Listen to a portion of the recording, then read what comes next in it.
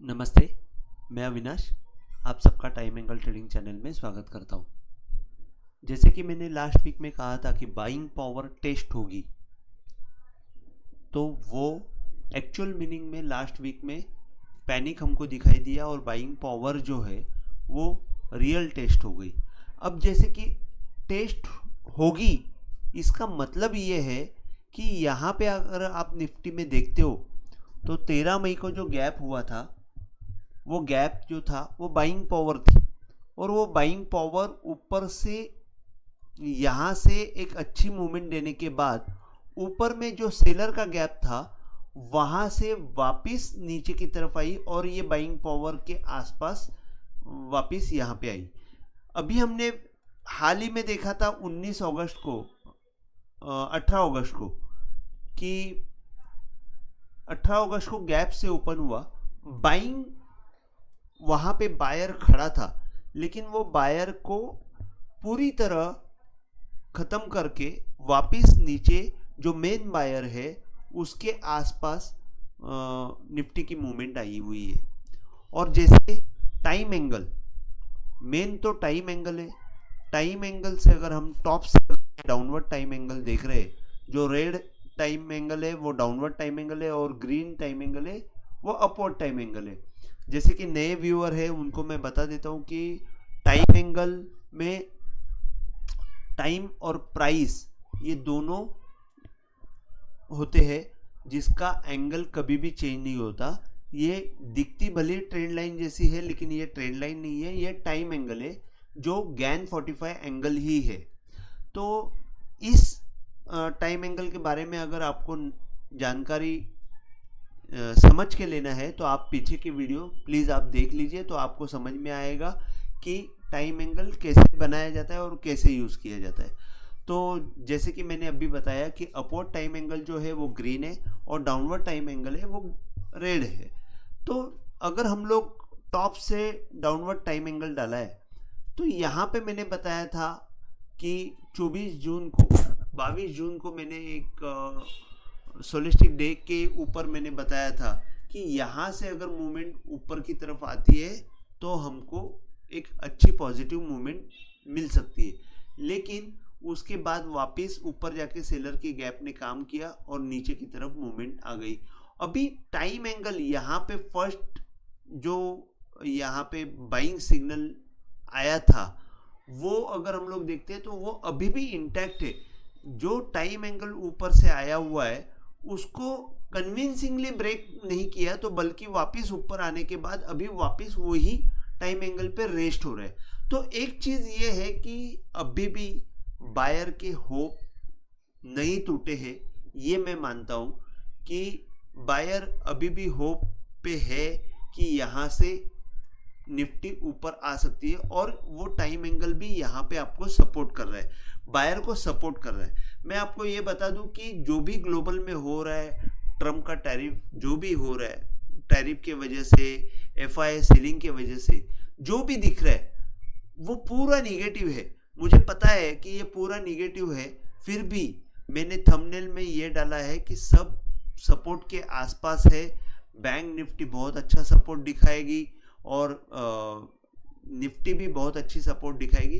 तो कुछ रीज़न है जो मैं आपको एक्सप्लेन कर रहा हूँ कि क्यों ये मैं बता रहा हूँ। तो एक चीज़ तो ये है कि टाइम एंगल आपको यहाँ पे वही लेवल पे सपोर्ट दे रहा है। सेकेंड चीज़, सबसे बड़ी बात ये है कि ये जो बायर का गैप आया था 12 मई को, वो बायर का गैप अभी भी इंटैक्ट है। अगर आप देखते हो तो अब ये गैप का अपर एंड है, वहाँ पे आप देखेंगे कितना अच्छी तरह उसने सपोर्ट लेके ऊपर की तरफ गया था, वापस वहाँ पे आया, वापस एक ऊपर की तरफ मूवमेंट दी और वापस वही लेवल पे आया हुआ है। तो अगर समझो यहाँ से वो होल्ड नहीं हुआ, एक तो मैं मानता हूँ कि यहाँ पे एक सपोर्ट है, बहुत अच्छा सपोर्ट है, और अगर यहाँ पे टाइम एंगल और ये बायर गैप अगर सपोर्ट नहीं कर पाई तो ही हमको प्रॉब्लम दिख रहा है, तब तक नहीं दिख रहा है। अब लोअर गैप जो है 24,145 का है, लोअर लेवल गैप का लोअर लेवल जो है 24,145 तक का है। तो मेरा ये मानना है कि 24,100 24,100 के नीचे जब तक हमको क्लोजिंग नहीं मिलती है तब तक हमको सेलिंग की मूवमेंट नहीं दिखेगी, बल्कि वहां से ऊपर की तरफ ही आने की कोशिश करेगी, क्योंकि ये बहुत अच्छा बायर है। अगर वो 24,100 टूटता है तो फिर हमको नीचे का जो टेस्ट है वो करीबन 23,800 तक जाते हुए निफ्टी दिख सकती है। तो वो एक पॉइंट है। और सेकेंड थिंग, अगर मैं आपको बता दूं कि रिसेंट जो लो है वहां से अगर हम लोग time angle upward time angle डाला है, वहां से गैन पॉइंट डालता हूं, तो जिस एंगल को मैं सबसे ज्यादा वेटेज देता हूं 1/3 का एंगल जो ग्रीन कलर का दिख रहा है, वहां पे आपको सपोर्ट दिख रहा है, वो भी 24,150 के आसपास ही सपोर्ट दिख रहा है। तो मेरा ये मानना है कि 1/3 का एंगल जब तक टूटता नहीं है तब तक हमको ऊपर की तरफ मूवमेंट आने की पूरी संभावना है। टाइम एंगल भी यहाँ पे सपोर्ट दिखा रहा है, डिक्लाइनिंग टाइम एंगल है ये उसके वजह से थोड़ा सा ये हम लोग को डिक्लाइन मूवमेंट भी मिलेगी। अगर हम लोग यहाँ से इस हिसाब से अगर देखते हैं, अगर ये पीछे के जो लो हुए हैं या ये लो को भी अगर हम लोग बॉटम से टाइम एंगल डालते हैं तो यहीं पे कहीं पे सपोर्ट मिलेगा। तब तक टाइम एंगल में मूवमेंट नहीं आएगी, ये लो का टाइम एंगल टूटने के बाद ही मूवमेंट आएगी। तो एज गुड एज, जैसे कि मैंने आपको बताया कि 24,100 टूटेगा तो ही मंदी हमको जोर से दिख सकती है, तब तक हमको मंदी दिखना मुश्किल हो जाएगा। नीचे है लेकिन यहाँ से पूरी तरह बायर एक बार वापस जिंदा होके ऊपर की तरफ आएगा। ये मैंने आपको एक जनरल आइडिया बताई। अभी आपको परफेक्ट लेवल बताता हूँ कि अगर निफ्टी ने 24,300 रिसेंट लो जो है 24,344, तो ये जो है, एक तो बात ये है कि 24,344 को टेस्ट करती है तो यहाँ से एक सपोर्ट है, एक चीज वो। सेकेंड चीज, अगर आप देखते हो तो फ्राइडे का जो कैंडल है वो कैंडल आपको एक अच्छी सेलिंग में यहाँ पे इन्वर्टेड हैमर दिख रहा है। अगर ये इन्वर्टेड हैमर का हाई क्रॉस होता है, जैसे कि 24,572, आप एक पकड़ लीजिए 24,572 है, 24,600 के ऊपर अगर मूवमेंट जाती है तो मैं ये मानने को रेडी हूँ कि यहाँ पे हमको वापस एक अच्छी तरह मूवमेंट आ सकती है। जैसे कि टाइम एंगल के ऊपर भी एक बंद आ जाएगा और ये इन्वर्टेड हैमर जैसे ही क्रॉस हो जाएगा, ऊपर की तरफ की मूवमेंट हमको पक्का मिल सकती है। इन दैट केस ये जो ऊपर का गैप हुआ है वो वापस एक बार हर्डल होगा, तो वो जो हर्डल है वो क्रॉस होने के लिए आपको 24,700 के ऊपर ये जो इन्वर्टेड हैमर है उसका पहला कैंडल है, उसका हाई जब तक क्रॉस नहीं होता है तब तक आपको पूरी तरह ऊपर की मूवमेंट नहीं मिलेगी।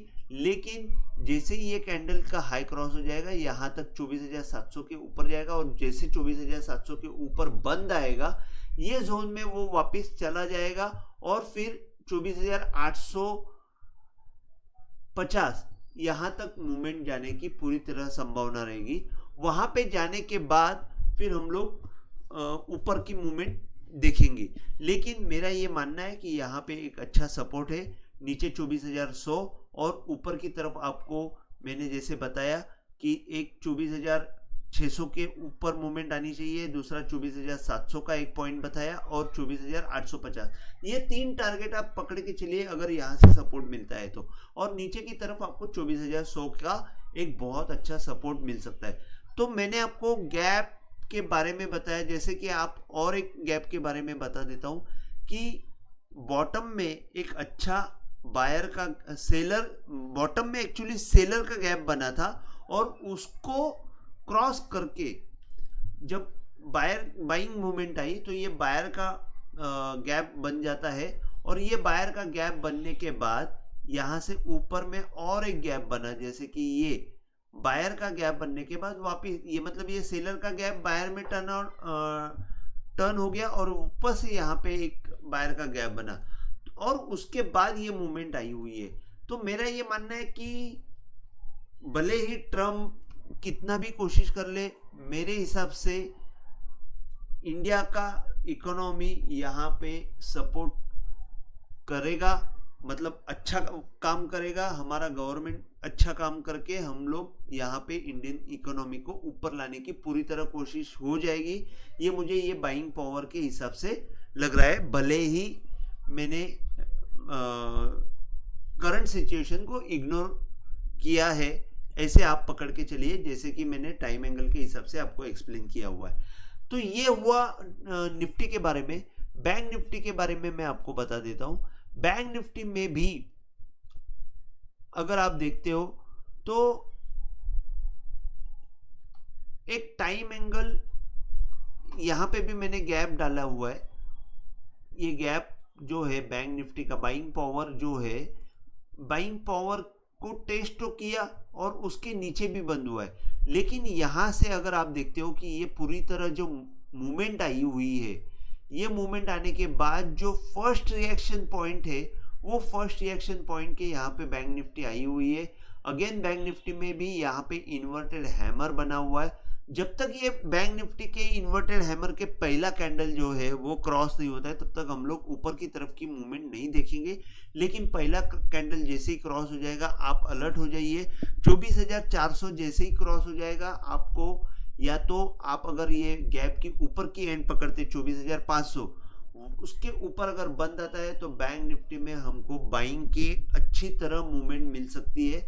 उसका और एक वजह है, जैसे कि अगर ये हम लोग देखते इलेक्शन का जो पिछले इलेक्शन का जो लो है, वहां से मैंने ये अपवर्ड टाइम एंगल डाला है, और वहां से अगर मैं ये गैनफैन डालता हूं तो आपको और एक चीज क्लियर कट दिखेगी। जैसे कि मैंने ये डाला और आप देखेंगे कि एक चीज तो ये है कि 1 बाय 1 को यहाँ पे सपोर्ट लिया, टाइम एंगल को इसने ये परफेक्ट लो बनाया है। यहाँ पे मैं आपको एक बार वापस दिखाता हूँ। ये लो ने जो टाइम एंगल मैंने डाला है वहीं पे बैंक निफ्टी का रिसेंट लो बना हुआ है जो 11 मार्च को बना था, और वहां से मतलब टाइम एंगल इलेक्शन डेट से अगर मैं ये गैनफैन डालता हूं तो आप देखेंगे कि यहाँ से जो ऊपर की तरफ 1/3 का एंगल जो क्रॉस हुआ नीचे से, ग्रीन एंगल जैसे ही क्रॉस हुआ, अपने आप देखेंगे कि कितनी अच्छी मूवमेंट आई। अब वहीं से जब ये ऊपर जाके वापस नीचे की तरफ आया है और 1/3 को सपोर्ट ले रहा है, तो ये बहुत अच्छा सपोर्ट माना जाएगा। जब तक ये यहाँ पे टूटेगा नहीं, इसके नीचे क्लोजिंग देके उसके नीचे जब तक मूवमेंट नहीं आती है, तब तक मैं मानने के लिए रेडी नहीं हूँ कि बैंक निफ्टी में और नीचे की तरफ मूवमेंट आएगी।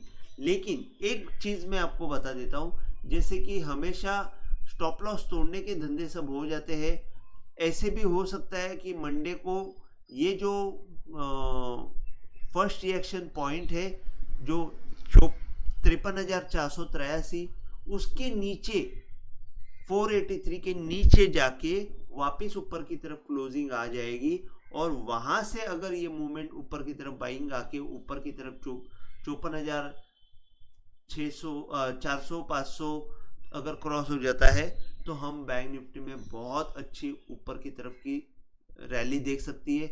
और मेरे हिसाब से भी बैंक निफ्टी में एक अच्छा बॉटम भी बन सकता है।